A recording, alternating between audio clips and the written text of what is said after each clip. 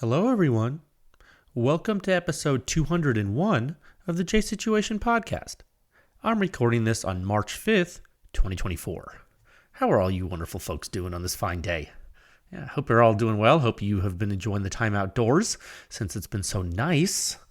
Yeah, it's been so nice here and a lot of areas of the country and the world, I think. I guess it's probably still really cold winter for some of you. I'm sorry, but hopefully it'll warm up for you soon. You'll be able to go enjoy everything. Regarding today's episode, oh man, I am so excited.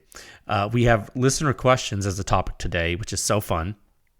I really enjoy doing that. Also, new data for you guys today. That's right.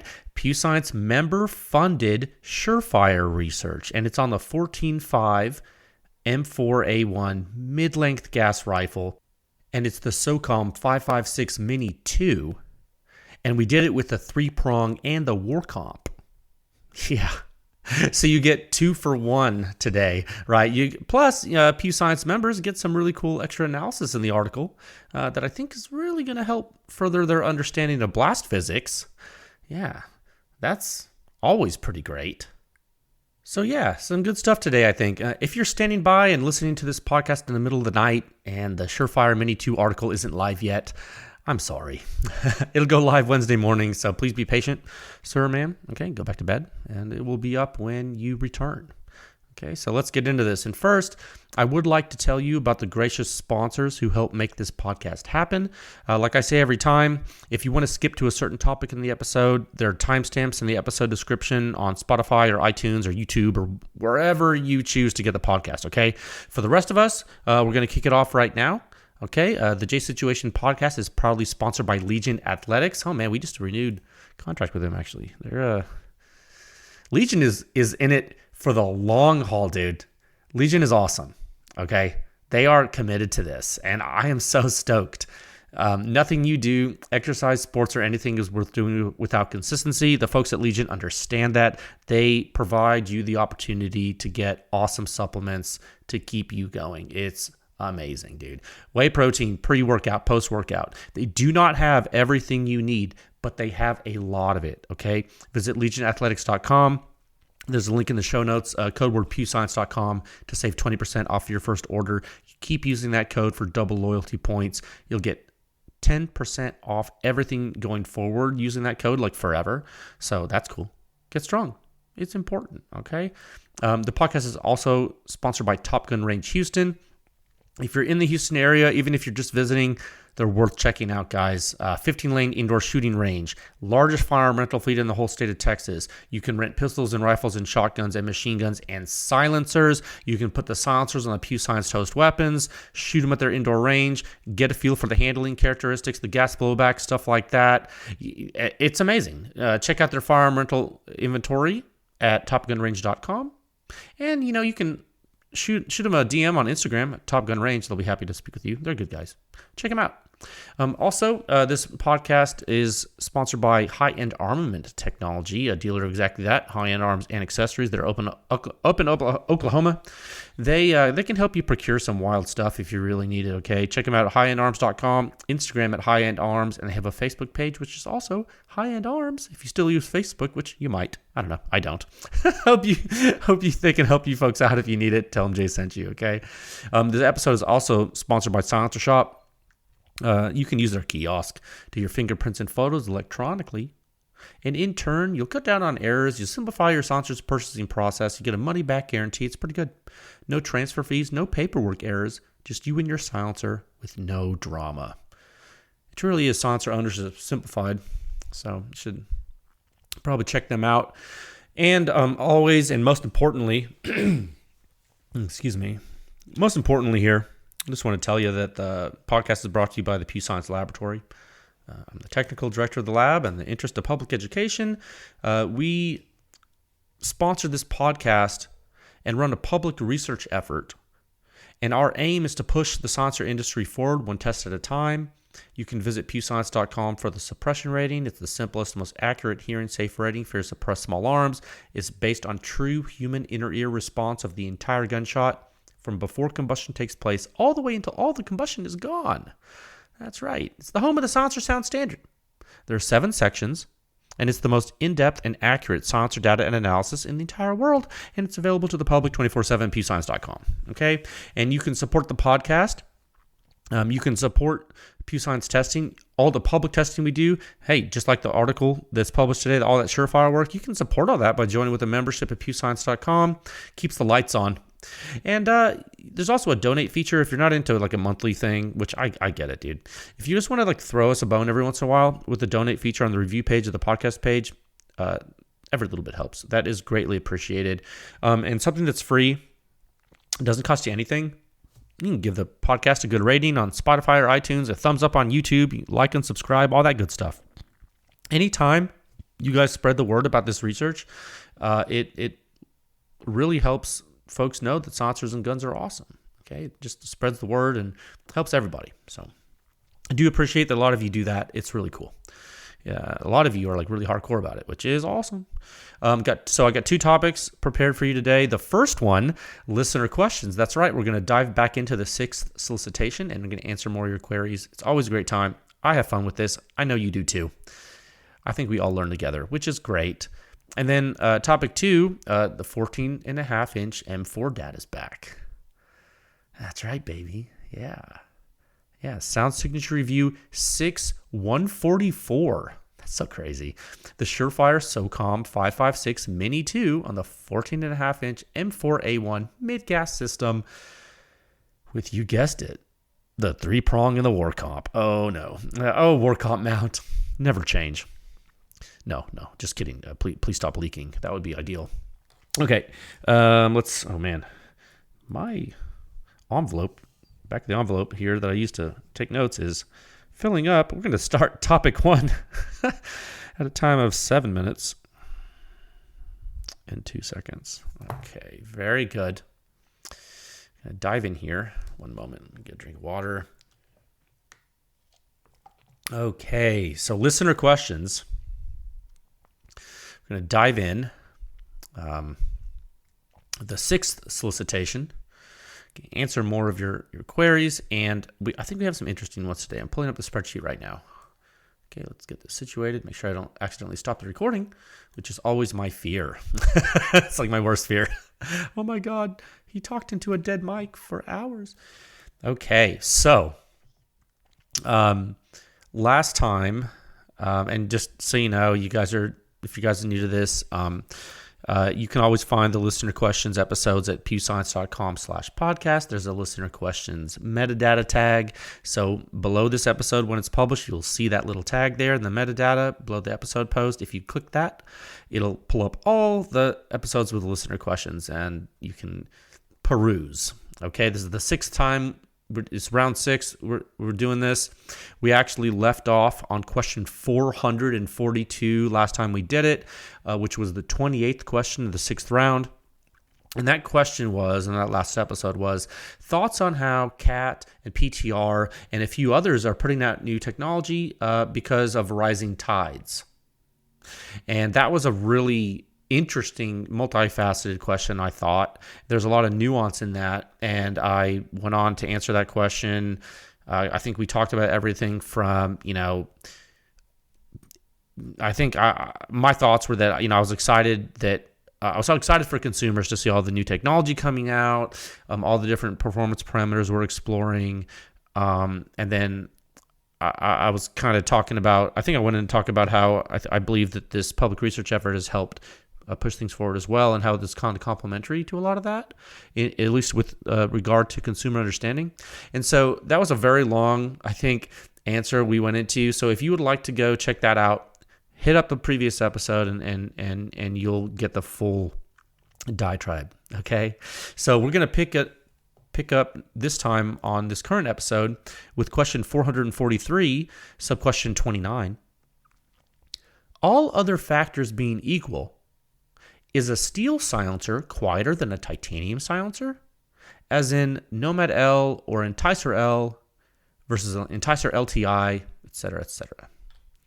That's a good question, sir. It's a really good question. It's actually a very complicated question, but I'm glad you asked it. So I can answer that. So technically, so let me just repeat that. So this gentleman's asking, so if you take a silencer design, just like silencer A, right? And silencer A is made out of steel. And you take the exact same silencer, I'm talking every single thing, and you make it of titanium, and you shoot both of them, like, is the steel one quieter? It's a good question, right? It's a good question. And technically, the answer is that it could be. It could be that the steel silencer is quieter. Now, if we're talking exact dimensions down to the thousandth of an inch, or even smaller, like I'm talking really, really exact dimensions everywhere. Okay, in the two silencers, and the only difference is steel or titanium. Yeah, a steel silencer could be quieter. I mean, now, and the reason I say that is because the thermal conductivity of steel is higher than titanium, right? Yeah, so depending on the silencer design, it could be that heat transfer happens more efficiently at first in the silencer. Could be. Now, what happens when the silencer starts to heat up faster, though? And what if it gets hotter faster than the titanium silencer does? And then what if the particular design depends on that later in time? And maybe now the titanium silencer is cooler. Does the difference get evened out? I don't know. Have you looked at the exact temperature profile and all the silencers and how that affects the sound? It's like, okay, well, so that, you start to think about this from a heat transfer perspective in the time regime of interest in the continuum dynamically as you keep firing, which gets a little complicated in different areas of the silencer, because you got to keep in mind it's not uniform throughout the entire silencer, right? And it changes with the design, right? So you're talking about right now. You're talking about material phenomena, material dependent phenomena, because the material properties like thermal conductivity. You're talking about that could differ. Okay. So you have that. Let's put that on your bookshelf. Okay, as one variable. Okay, cool. Now let's take it a step further. Okay, what if the silencer design has some kind of late time resonance that occurs? Oh, no. That's right. Remember, this is topical, very topical. Remember the recent CAT SR test with the Beretta 21A pistol? That rimfire test, remember that? And remember how the SR is so light that the action noise is actually louder with that setup when the slide closes than it would be with a heavier silencer?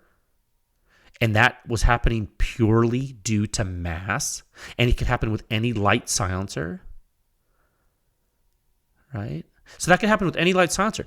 And since you're bringing up steel versus titanium, mass is a big consideration here, right? So if your design could produce some late time resonance, if the mass of that system dropped below a certain threshold, that could be another case where a titanium silencer could potentially produce a signature that sounds different from a steel silencer. Could sound louder, could sound different. Just depends. It depends on a lot of factors, actually, mechanically. Now you're thinking about it, right? Your gears are turning. You're thinking about structural dynamics. You're like, oh my goodness. The mechanical properties, oh my goodness, we're changing the natural frequency, and that's mass dependent. Oh my goodness, by making a material change, did we change a mechanical system? Oh my gosh, you did. Look at that. Isn't it funny how all of the different disciplines, the technical disciplines that engineers study come together in the real world? Oh, that's right. It's not black and white, dude. Okay. So yeah, it really depends. So those are probably the two major factors that I could think of, like off the top of my head right now, that could influence the answer to your question. Thermal conductivity and mass. Because of how thermal conductivity affects performance, and because of how mass can affect system dynamics and can affect resonance. I think those two things together are little knobs that change when you change titanium and steel from steel to titanium, or vice versa, right? Now, the third factor that is like, it's like that Undertaker meme where like these two things are like the dude in front and then the Undertaker's behind him, like about to like waylay the dude. It's like that meme where it's like something's happening and then like something's in the back about to get you. That third thing about to get you would be the specific silencer design, because that makes a difference too. because it's all about gas flow through the silencer. That can affect everything.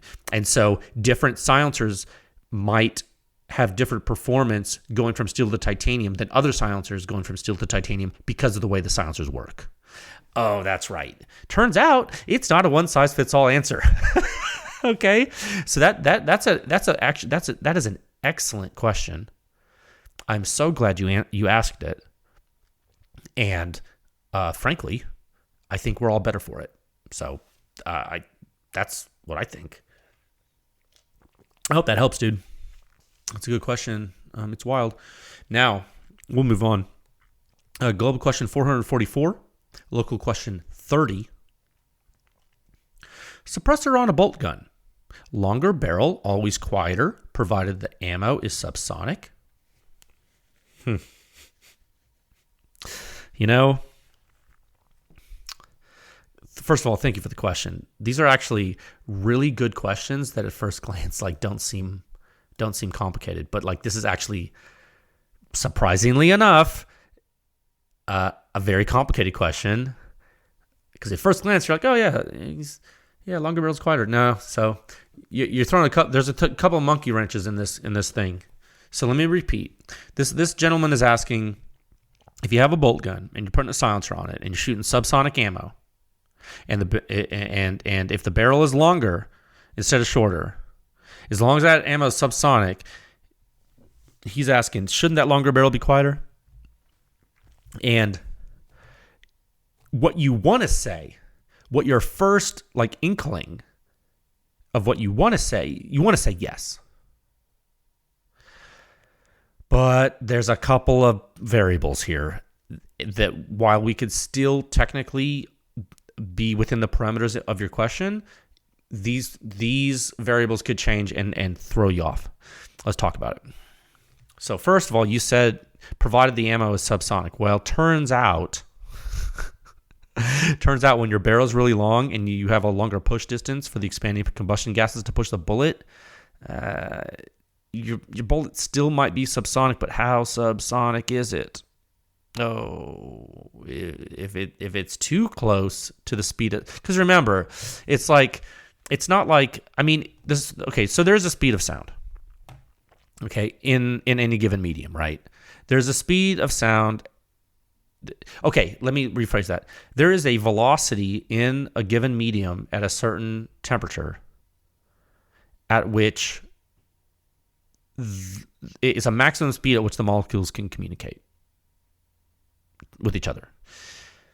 Now, when you surpass that speed, there's a breakdown in communication, you get a shock wave. That's the basic definition of a shock. We've talked about many times on the podcast. Now, what happens when you get, when you start going faster in a medium and you start to get really close to the speed of sound, but you're not quite there? You're still, the molecules are still communicating with each other, right? So you're pushing on each particle, and you're pushing. You're piling up, and they're piling up, and they're piling up, and they're piling up, and they're piling up, and you get a big old wave. What do you call that? You call it a pressure wave.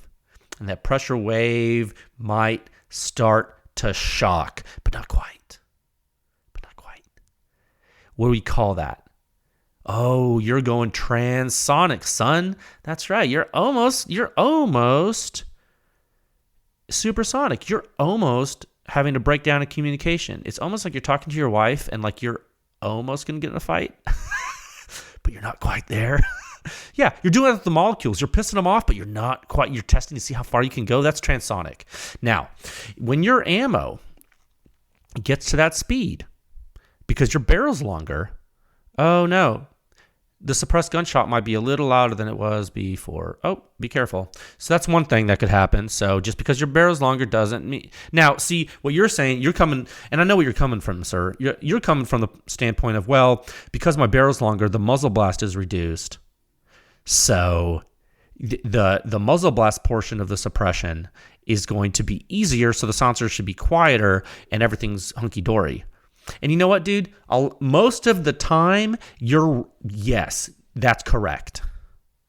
But besides the velocity issue that you could be tricking you because you thought you were subsonic, but you're not, let's go into the strict interpretation of your question. And let's ensure that it is subsonic, for sure subsonic, not transonic, but well into the subsonic regime. Let's pretend that's true. Now, make the barrel really, really short versus like, I don't know, a medium length barrel. Like, for example, an MP5 versus an MP5K. Oh, you're talking about a bolt gun, but I don't care. Let's talk about only muzzle blast from MP5 or MP5K. What happens with certain silencers on the MP5K? They have quieter muzzle blast with a shorter barrel. Why? Well, a couple of reasons. The most complicated reason is because some of those silencers behave differently with higher pressure, and they get more efficient. Okay.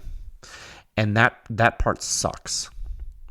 Now, you could, in some environments with certain ammo, go transonic with the longer MP5 barrel, but that's not what's happening with some of these silencers. Some of these silencers are just wild. Okay, so yeah.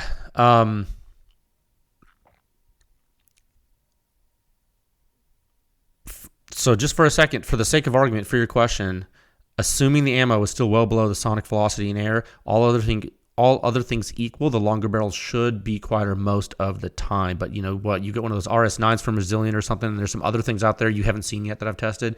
The shorter barrel is gonna potentially be quieter. Now, because you're talking about a bolt gun, sir, I have a feeling you might be speaking about 300 Blackout, and I would say, in my experience, in almost every situation with most silencers, a subsonic 300 Blackout bolt action, the longer barrel is going to be quieter. Okay, so in most designs, I know that was like really complicated answer to that, but your question is not as easy as it may seem, and that's probably why you asked it. But the rule of thumb is longer barrels usually quieter. If you stick with that, like 99% of the time, you'll be right. Okay? I just didn't want to say that and then like someone find a case where it's not true, which we know of, and then be like, oh, I thought you said, you know what I mean? I didn't want to be that guy. Okay, cool. Next question. Question 445, sub-question 31. Can we expect auxiliary testing in the future, like prone or in a hallway? And how they affect different types? And I guess, sir, your question is like how that would affect like different types of silencers or systems, or how different types of systems would be affected by those different environments or like stuff. I think everyone understands the question. I think I do. Now, so the short answer is, yeah, hallways and stuff, it's going to happen before the prone stuff. I think the community needs the hallway stuff more than they need the prone stuff. We need indoor metrics. We need it for consumers. We need it for military. We need it for law enforcement. I think literally all users would benefit from that. Prone metrics are fine. We could do that too, but I really think the next push here is hallways and rooms and different configurations to understand some of the differentials. I think that's probably where the value added is for a lot of folks. Now, I know a lot of us lay down to shoot suppressed. I know I do. When I'm shooting laying down suppressed for long periods of time, I often have hearing protection on. I'm not discounting the value of prone position data by any means. I do think that's valuable, so I'm not dismissing your question or your desire, but I do believe that auxiliary testing in a hallway and room is of particularly higher value for the community. That is my answer. Thank you. Global question 446, local question 32. Oh, I'm going to mispronounce some of these acronyms, and you guys are going to realize I'm not a high-speed secret squirrel. Is there more utility in an E-Cody? E-Codi? It's the thermal overlay thing, dude. Is there more utility in a E-Cody or a standalone thermal if you already have night vision binoculars? Thank you. Oh, thank you, sir. Thank you for asking the question. Okay, so let me I'm not a super whiz-bang secret squirrel guy, but at least in this way. But what this gentleman is asking, he's saying, hey man, I already have dual tube night vision on my face coming down my helmet. Okay, I can see in the dark. I'm awesome. He's like, is there more utility in getting a device that forms a thermal overlay over that image on my existing night vision devices, or should I get a standalone thermal? That's what this guy's asking. He's like, what's more useful for me? At the end of the day, and I think that's your question, sir. And I think that's a great question. And I think a lot of people no, let's not get ahead of ourselves. A lot of people don't have this problem. This is a very niche problem for people that have a lot of money to burn, because that's crazy. He's talking about wearing a Honda Civic on his face. Okay, so let's relax. Are Honda Civics expensive? They probably are now. I don't know. Inflation. Look, I think it depends what you're doing. I think the utility of standalone thermal, particularly a standalone thermal spotter, is amazing. And this is an if, okay, but let's stay with me. If you can flip up one of your night vision devices and place the thermal spotter up to your eye, during your operation or whatever, you're in business, dude. Or if you can flip up one of your devices that's on your face and then you can look through a weapon-mounted thermal, you're in business again, right? I feel like maintaining your dual night vision device is smart for mobility, because I assume that's what you're using for already. I assume if you're one of those dual tube night vision dudes that walks around and has fun like that, I bet you're using that to walk around. I can only assume. That's the only thing I would use it for. Just walk around, maybe drive. You're probably looking to supplement your detection capabilities with a superior capability of thermal, right? Which is smart. If you're looking at thermal, you're smart, because you are realizing that you need to be able to find stuff that's alive, and there's no better way to find stuff that's alive than thermal.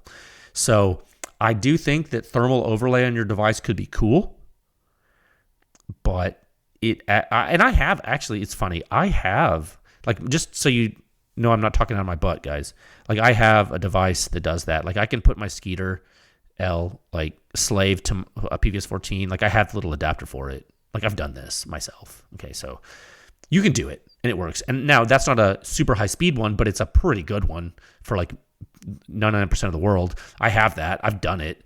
It adds weight to the setup. It's not nearly as clean as a standalone spotting optic, and it's not nearly as lethal as a weapon-mounted optic. Sorry, it's not. It's just not.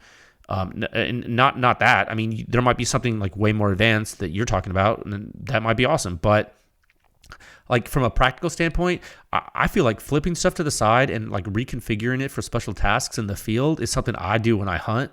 That's what I do, and I find it to work pretty well. I think I talked about this before. I've I'm running I'll run two devices on the KVC bridge, and then on the helmet. And then I'll have either a standalone thermal scope on the rifle, or I'll have a attacker with a voodoo on the front on the rifle for thermal. I'll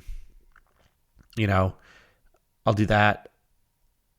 I find it to work pretty well. I have no doubt that could also work for hunting human things. I mean, if that's what you're doing, I assume you're hunting humans, right? Why else would you don't need that for hunting animals. So you must be hunting human beings, which is fine.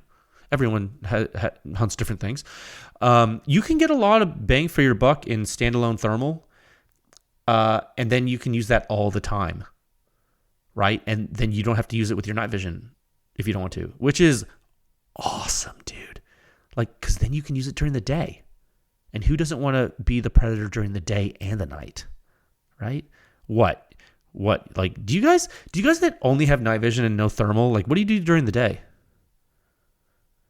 Just hope it gets dark? That's so lame, dude. You need thermal. Thermal during the day is awesome. Okay. Thermal is awesome during the day and the night. So those are my thoughts. But am I biased? Well, maybe a little bit, because I use both. But sometimes I do think I'm biased because I got into thermal way before night vision, but that's because I'm a hunter first. So I'm a shooter first, then a hunter, then a technology added to those things. You know what I mean? So that's probably why I'm into thermal first, because I don't really care about playing G.I. Joe that much. Not that there's anything wrong with playing G.I. Joe. It can be fun. Okay? Hope that helps. Question 447, sub-question 33. How do silencers improve over the next decade? What technology may be implemented? Oh. So you're like, look into your crystal ball and tell us what you think, bro. No. Well, I have an answer. One second. So my answer is, I think there are 3 major forks of silencer development that are happening in parallel right now. And I think these are going to continue to advance over the next decade. The first fork is companies figuring out how to manage flow rate and signature. That's still ongoing. Most companies are struggling heavily with this. I can tell you that right now. Super heavily. Like they don't know what they're... No, I don't want to be rude. Let me say this a different way. Most companies are struggling heavily with this because it's hard. Okay. The second fork is additive manufacturing. I think as that technology improves, the first fork gets better too. Just depends how smart you get, right? This is engineering, dude. This isn't It's so funny. People, and I'm going to go on a little bit of a soapbox here. I think a lot of people that are like really into manufacturing, but like not the engineering part of like silencer design, need to really be careful of what they're saying and thinking, because you guys know that like manufacturing technologies are one thing, but you are aware that like engineering of a system is like much more than just making the system, right? Like, let's all be clear. Like, I feel like some folks that are into manufacturing are so dang vocal about manufacturing, and they forget that like manufacturing is just like how you execute the design. And I realize manufacturing is incredibly important, and that's why it's the second fork I'm mentioning. Duh, like it's valuable, but it's not in a vacuum, guys. Just because like someone's a good machinist or someone's a good printer doesn't make their product good. Like, relax, okay? Just because like you've made the most like insanely slick finished thing with the most amazing tolerances and the prettiest material ever doesn't mean it's a good product. And just on the flip side of that, just because your silencer has the coolest, most whiz-bang design and potential gas dynamics ever doesn't mean it's a good product because you couldn't make it right. Like, you know what I mean? So both things are important. That you guys are friends. You need to be friends. Okay, I want to take both of these groups of people, and I want to do like that Mike Tyson meme where he has the pigeons and he's like, "Now, Keith." You know what I mean? I just want to make you guys hug, because if you don't hug, we're going to have a bad time. That's why fork number 2 is for you. Now, what's fork 3? Fork 3 is total system development, and this goes a step further. Fork 3 is the firearms and the silencers working together. And this has to happen from both sides. It has to happen from the weapons side, and it has to happen from the silencer side. And this is the hardest part of 3 forks. Okay? And all the 3 forks are interdependent on one another. Okay, so let's summarize. First fork, it's companies figuring out how to manage flow rate and signature. That's hard. We're not even there by a long shot. Fork 2, additive manufacturing. Figure that out. Figure out how to take advantage. Fork 3, figure out how the total system works, the weapon and the silencer, until we stop talking about silencers separately. And until that day comes, we're still, and it's going to take more than 10 years. So at this rate, it's going to take, I'm going to be dead by the time it happens at this rate. Am I upset about it? Absolutely. We're overdue. Okay. Before I get too heated, I hope that answers your question, sir. Good question. Question 448, so question 34.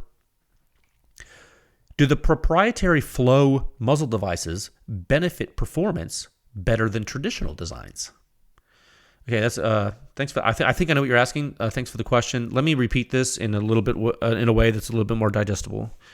So this person is referring to the Flow series of silencers. That is a design from Huxworks, formerly OSS. The Flow series comprises the Flow 556K, the Flow 762, and some other ones. So they have a left-hand threaded mount interface inside them. The distal end of the silencer produces gas thrust that tightens the silencer onto the mount. That's one benefit of that design. The silencer itself is, the mount itself has a coarse Acme thread behind a taper. The taper is an Acme thread. I can't remember. It's a coarse thread. The taper itself it performs an alignment and gas seal. The portion of the mount that protrudes into the first expansion chamber of the silencer, otherwise known as the blast chamber, it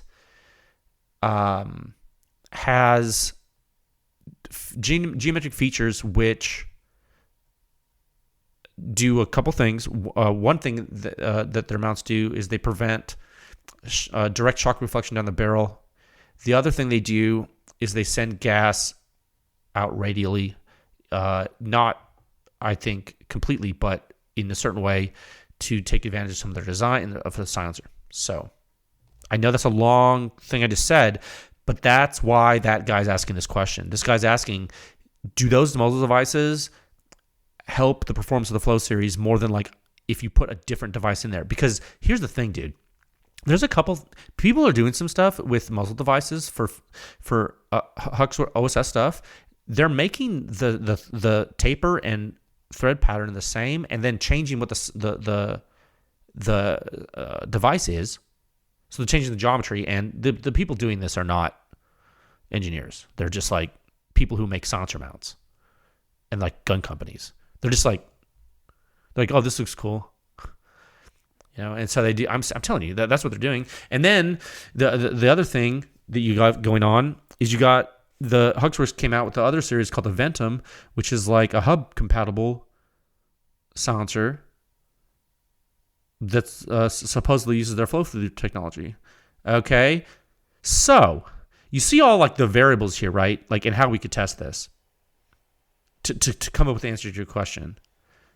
We could go so far as to collect all of the idiosyncratic muzzle devices that interface with the Flow series and test them against the other stuff that we already have. Or we could take a Ventum and create a test matrix with some mount geometries that are comparable in some ways and different in others. I don't know, that probably could be cool to do eventually. You understand what would be involved experimentally, right? To figure this out. Now, I think that in the way that OSS designed their original system and their devices, I do think that the silencer, those muzzle devices do help the silencer perform a certain way when compared to some of those other devices. Yes, I do think that, and I think there are several factors to be investigated. But I think that if you want, because there's a couple things, right? You're talking about performance. What specific aspect of performance are you thinking could change positively or negatively? Because when you change a muzzle device, you have the potential to increase sound suppression or decrease sound suppression, but you also have a potential to increase or decrease back pressure. Do you see how incredibly complicated this can be? So when your question was literally, do the proprietary Flow muzzle devices benefit performance better than traditional designs? And I am sorry, but that is nobody knows that, because the performance is a spectrum, and it's dangerous to speculate until you have some good test data. And I will speculate dangerously and say probably sometimes. I hope that was thorough enough, but I think it deserves that. I think that question deserves that answer. Okay, question 400. Wait, what time is it? Okay, we've been going for like 40. Okay, we have time. This is cool. Let's keep going. Question 449, sub question 35. Why is mountain biking more adrenaline inducing than BMX? And both are better than road biking. Shifting gears a little bit here, huh? So, okay, you're a cyclist. Well, nice to meet you. No, thanks for asking. So he's throwing shade at road biking, which is fine. And he's like, why is mountain biking more adrenaline inducing than BMX? This is what we call a troll. He's trying to like bait me to like say something bad about mountain bikes. Now, I'll answer your question directly and say that it's probably because you're traveling at unsafe speeds down mountains with trees everywhere, and you might hit those trees and have instant death. That's probably why your adrenaline's spiking, sir. Yeah. Also, I would say, dude, and listen, there's definitely some adrenaline-inducing BMX going on. Like, have you never ridden dirt or street? Like, are you serious right now? Like, you ever ridden a vert ramp, bro? Like, you ever dropped into a vert ramp and, like, peed yourself? Like, are you insane? Dude, I have had many heart attacks on a BMX bike. And I've hurt myself very badly riding BMX. And I've hurt myself very badly mountain biking. None of this is safe or calm or normal. Like, nowadays it's calm for me. I ride around in my neighborhood. I only fall occasionally because, like, I have things to live for. Okay, like, I'm a grown man. Like, I have family. Like, I'm not trying to die right now. I don't know. Like, look, I'm not saying, like, don't be awesome and, like, do a tail whip off the roof. Like, that's great, but, like, it's not for me. Like, I'm not that guy right now. I would say, like, road biking. Yeah, that's super boring to me, dude. I'm with you on that one, actually. Also, it sounds like a lot of cardio. I recognize all of this is cardio. Like, for those of you listening, like, I recognize all of this is cardio, but man, road biking seems like cardio. And also, the aerodynamics are pretty wild. You have to pay attention to that. And that's, like, I'm not into that. But, like, I'm talking about, like, I'm not trying to work here. I'm trying to have recreation. Also, the tires, they're so dang narrow. You hit something, you're gonna go down. You're gonna fall in the street.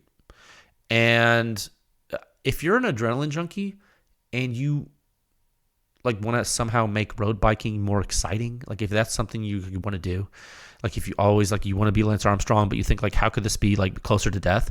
Like, maybe you just, like, go ride down a monstrous hill like a lunatic, and then I bet you could increase your velocity so much that maybe the thought will creep into your head about the possibility of falling down at that speed.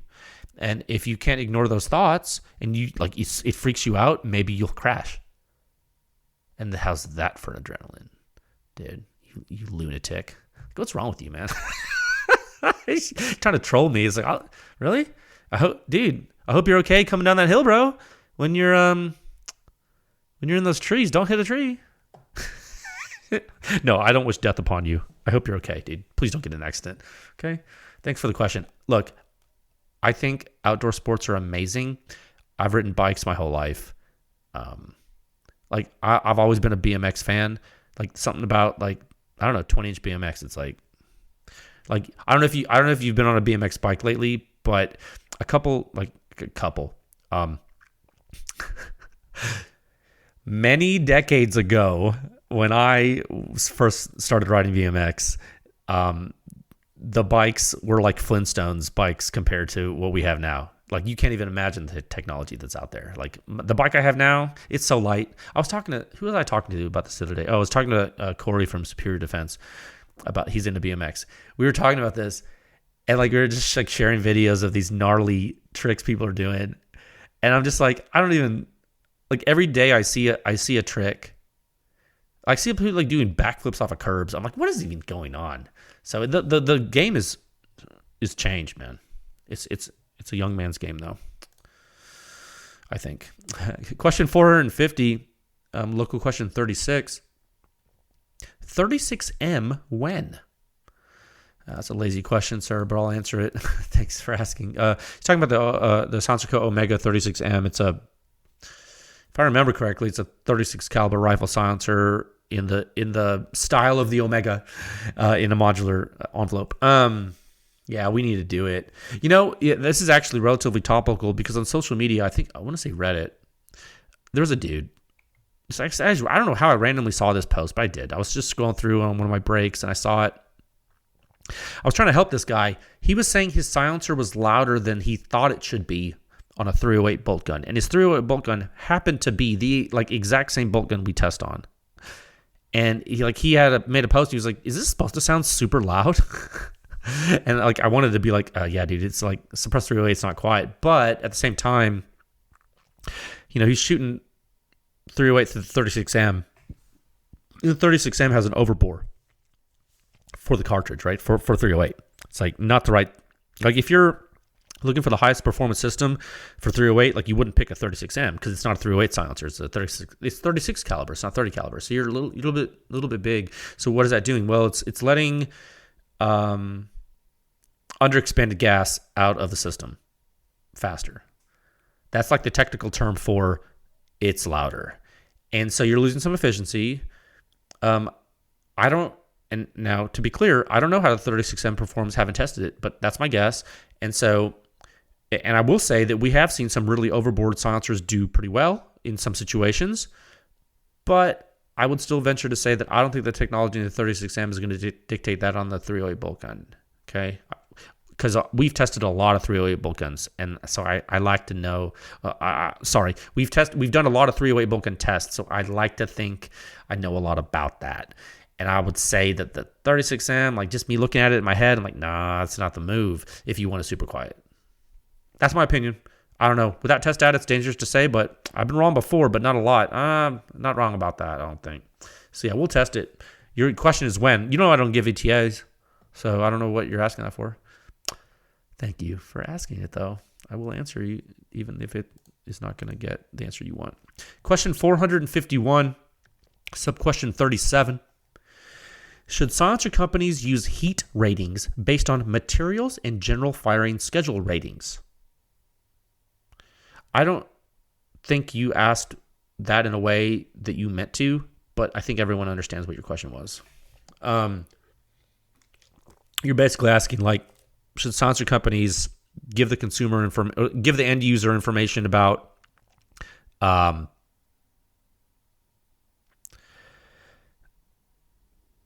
use case based on temperature of material, guidance, I think is your question in general. I don't know exactly what you're asking, but I think that's the gist of what you're asking. Let me tell you what I think about this. This topic is this is another topical question, funny enough. I think that silencer companies should conduct instrumented testing on various barrel lengths with various cartridges and record temperature and erosion and other data during their R&D process. They should catalog it internally, secretly, as trade secrets in their internal laboratories. And then I think they should use their engineering teams to create recommended firing schedule envelopes that they can then discuss with their sales and marketing teams to then disseminate that plan of action to the end user, to the customers. That's what I think. In the ideal world, that's what I think should happen in every silencer organization. I don't work for a silencer company, so I have the luxury of saying that. Okay? Now, I'm not... And look, if you work for a silencer company and you're yelling at me right now, I'm sorry. The guy's asking me what I think. And I'm not saying you should do it. I'm just saying, if I was king for a day, okay? And I'm not, so I'm never going to be a king, so... What do I know, man? I mean, look, I only interface with silencer companies and consumers every single day. I'm literally talking to a silencer company every day. Every day of my life, except when I try not to on weekends. But almost every day of my life, I'm speaking with a silencer company or a consumer about silencers. Every day. And there's a lot of days. Okay? And this is a hot button topic right now. And I think honestly, any guidance that a manufacturer or silencer company can provide is better than nothing. I've seen at least one. I've seen at least one company tell folks to measure temperature with an infrared thermometer. I think that was pretty ballsy to do. And it's a step it's a step in the right direction. I don't know that it's. I don't know. It'll help. It might help. It'll probably help, but it's like there's a lot of ifs. But look, in general, here's the thing. Let me try to do some good here with this question and like give you some answers that'll help you like in your life practically. Like you don't have to listen to everything I say, but like just heed this. In general, here's some rules of thumb. If you're shooting a rifle silencer on a normal length barrel, like with normal firing schedules, just don't worry about it. You're fine. If you're shooting a 5.56 SBR, like an AR-15 with like a 10-inch barrel, like an 11.5 or like a 12, like 5.56 is designed for 20-inch barrels. Okay, cool. Cut the barrel in half, and you're shooting a 10-inch barrel. If you're shooting 5.56 on a 10-inch barrel and you're using a 3-prong muzzle device with your silencer, you're jet cutting your blast baffle. So just know you're going to erode your blast baffle faster. I don't care what it's made out of. Make it Inconel. I do not care. It's going to cut it. And if you're really worried about that for some reason because you're scared, don't be scared. But if you're scared, use a brake instead. Use a bird cage flash hider instead of a 3-prong, direct thread the silencer. And guess what? If your silencer is titanium, you're going to want to be careful with that. And you might not want to like shoot thousands and thousands of rounds in a row with a titanium silencer on a 5.56 SBR. Like I don't like unless it's like specifically engineered for that. Like I don't know, Thunder Beast Dominus. They have like sacrificial brake. You can do that. Like you can do that, but you're still not going to treat it like you are like a Saker. So don't think it's a Saker because it's not.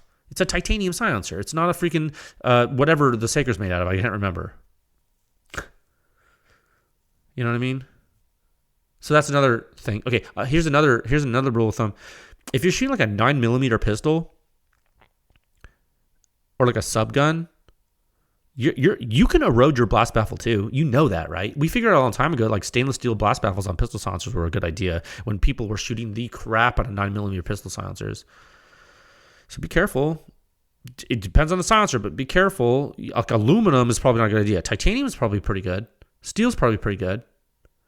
Because 9mm subsonic cartridge combustion is like way less intense than rifle combustion. So think about that.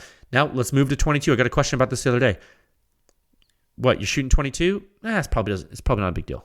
Don't worry that much. Unless you're going super crazy and you're like trying to break something. If you're trying to break something, well, maybe break it because you're trying to. Or if you worry you're going to break something, well, get out the infrared thermometer. Do something like that. Okay? But I just want to give you those rules of thumb. Just like these are like, they're not gospel, but they are things to think about. You think about that 9mm stuff. The reason why 9mm can erode some pistol silencers is because the barrels are really short. You end up like blasting the baffles with like unburnt particulate when there's high temperature. That's a recipe for erosion.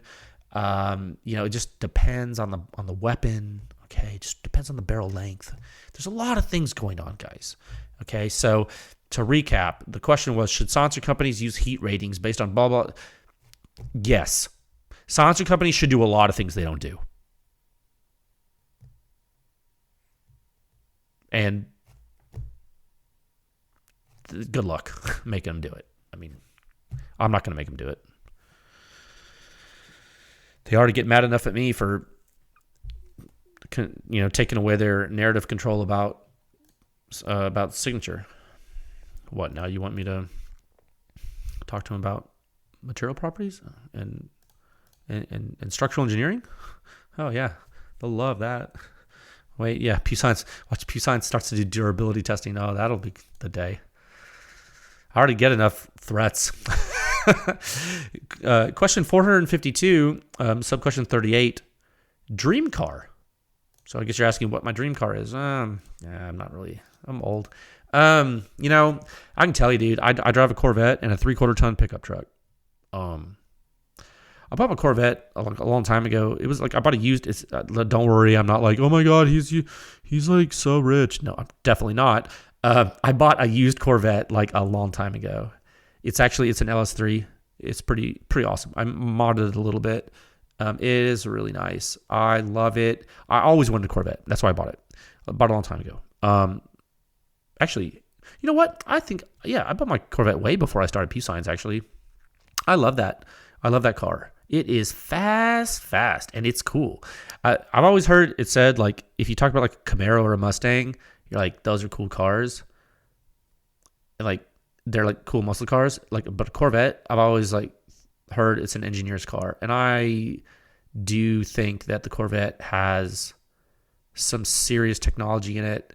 And it is so American, especially the C6, which I believe to be the really ultra refined version of the C5. I don't really mess with the C7s and C8s. I'm more of a C6, C5 guy, but it shows my age. But hey, you're asking my dream car. It's not my dream, but I would say that when I was a kid, I always did want a Corvette. And I did really like the C4, the C and the C. Everyone likes the C3. I think everyone likes those. They're just so pretty. And then I think the C5 was really like the pinnacle. I was like, oh my God, it's so badass. But then when you're shopping for a C5, you realize that if you just get the C6, you have a car that fixed all the problems with the C5, and you're done. And it's like the pinnacle of the C5 is the C. And that's the thing that a lot of people that are not Corvette folks don't understand about Corvettes, like in the generations. When you move to like a really solid LS3 engine in the C6, you're so much more refined than now. No, okay, let me back up. Don't get me wrong. A C5 Z06 is a race car, dude. But a C6 with a solid LS3 and some good mods is like a refined, drivable C5 Z that will just knock your socks off. Okay? Like, that's my opinion on that. Now, when you want to talk dreams, you want to talk about dream car. I would say I would probably like to drive an old Lambo someday, just because like the nostalgia. Like if I could drive an old Lamborghini Countach, I tell you what, there was a dude came into my gym once that had a purple Countach, and I thought it was like, he was weird, and I did sit in that car. I did not drive with him because I didn't trust the guy, but it was awesome. I will say, I think it'd be cool to have a 911. I don't know if I'm ever going to have that. I mean, those are like really expensive. I will say there is one car that I wish they still made is the Viper. And I'm not a Mopar guy. I think that a lot of like Dodge vehicles have really cool like drivetrains. I think like the things they put around the drivetrain in Dodge cars are terrible and they always fall apart. Now the Viper's, in my opinion, something a little bit special, just like a Corvette is to Chevy.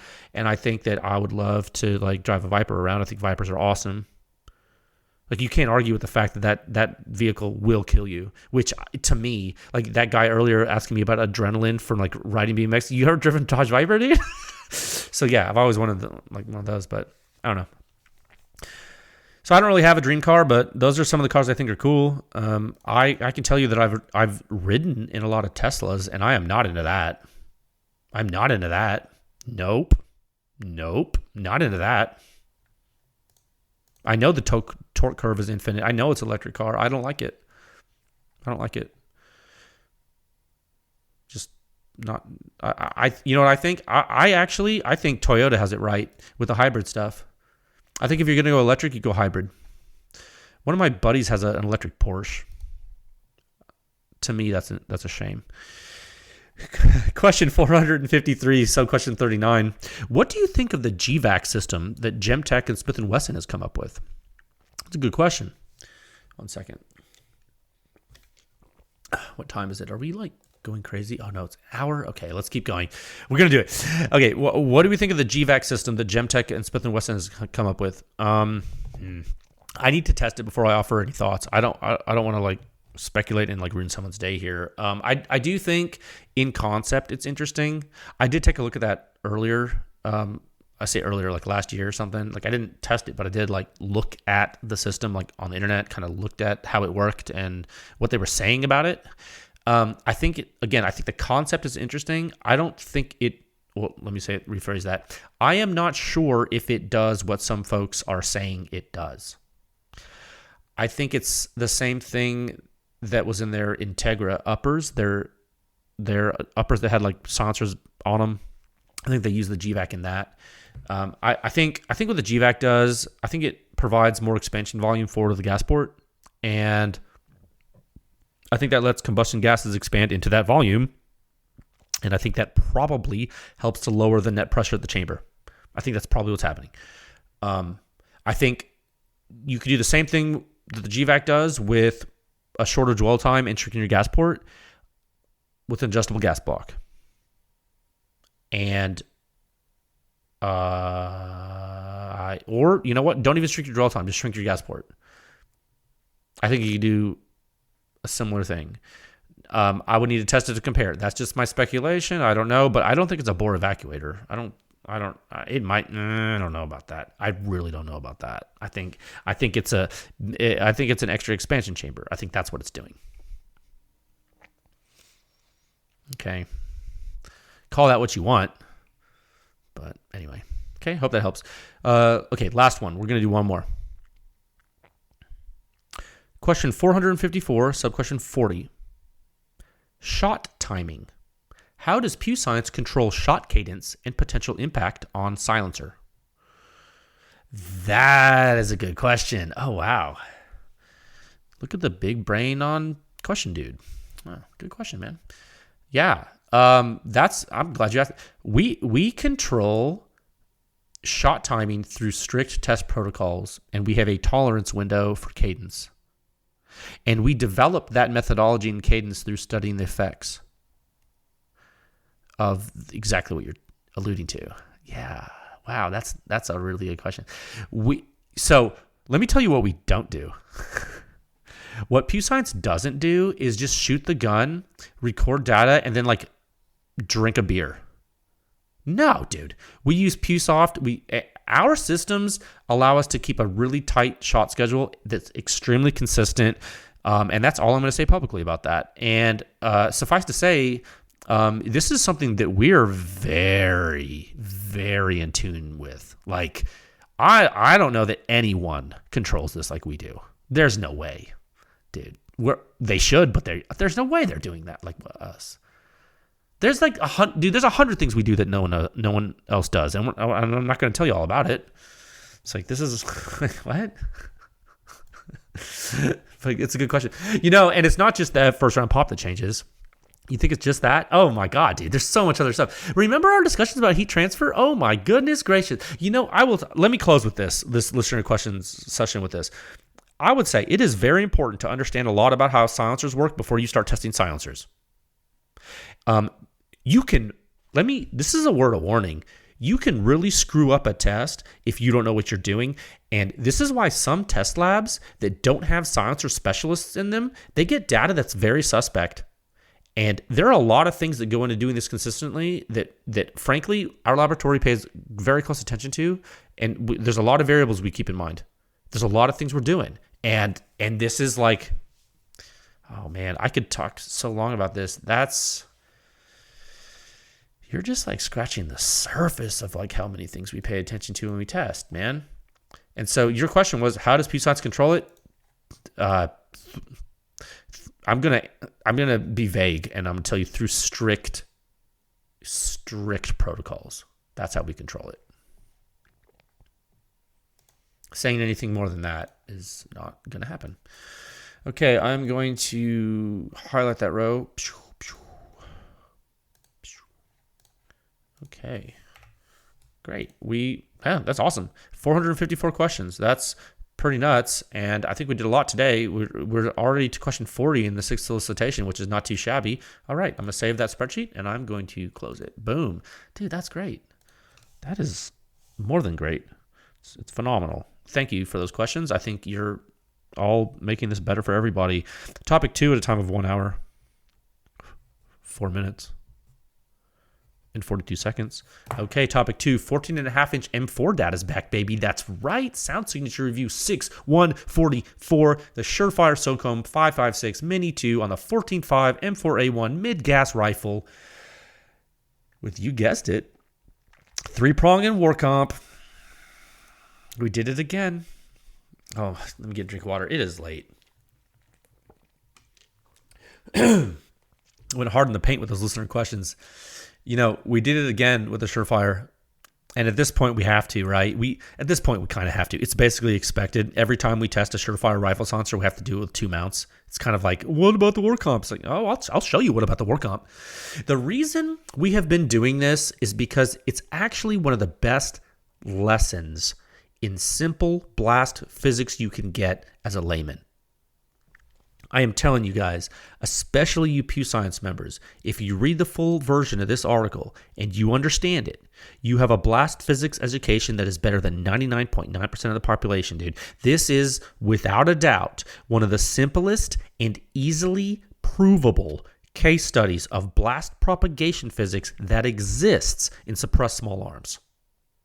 And the control of variables across these test cases is just so great. Dude, this is just so great.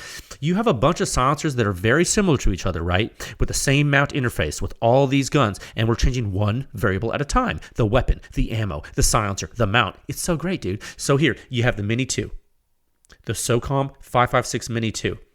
This silencer is basically just like an RC2, but smaller, right? It's 5 inches long. You think, oh, wow, that's small. But I mean, 5 inches... is that really that small? Yeah, dude. 5 inches is tiny. The Polonium K is like 5.3 inches long or something. This is smaller than that, dude. Once you drop to 5 inches, it's wild. This is a 5.56 rifle silencer. It's 5 inches long. And really, Surefire tells you that you should put this thing on a 14.5-inch longer barrel. They're like, trust us, it's short, dude. Put this on a longer barrel. You're going to thank us later.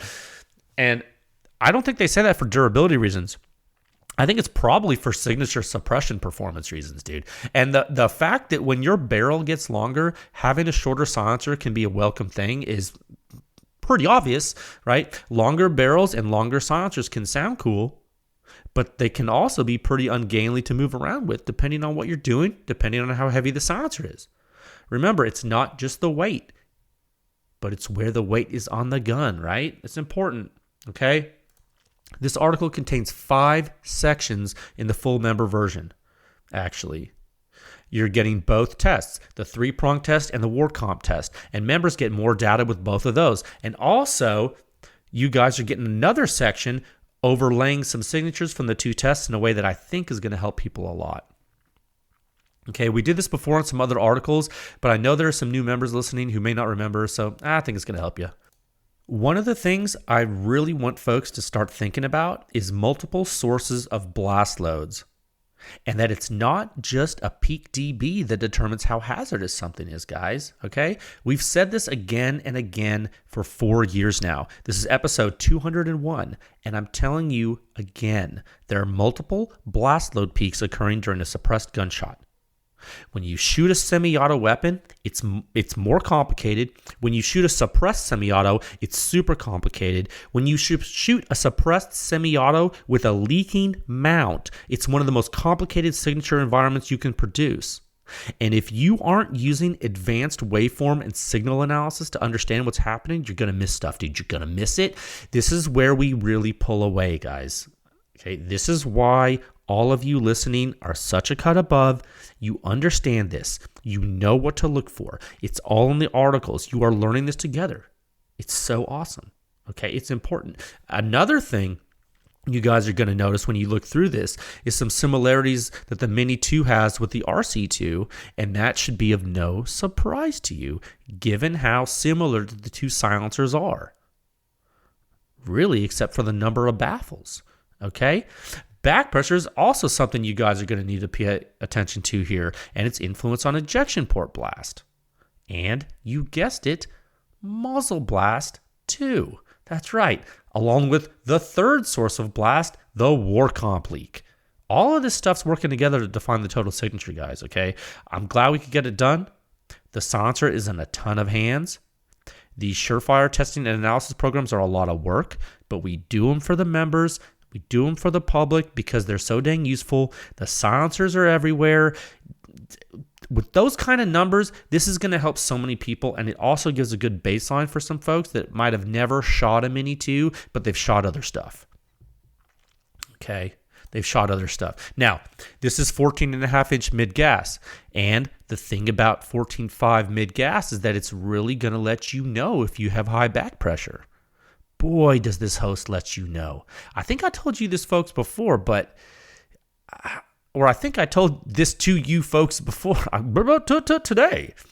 If you thought the Mark 18 was unforgiving, just wait until you start shooting high back pressure silencers on the M4A1.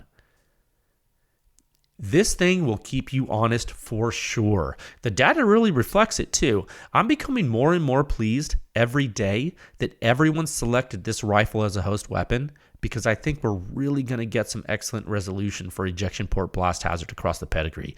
And I'm totally here for it. And what better time than now when low back pressure silencers are becoming so popular? This is really going to help flush out some comparisons. I think we're in really good shape here, guys. Now, I know the current M4 data set isn't that big.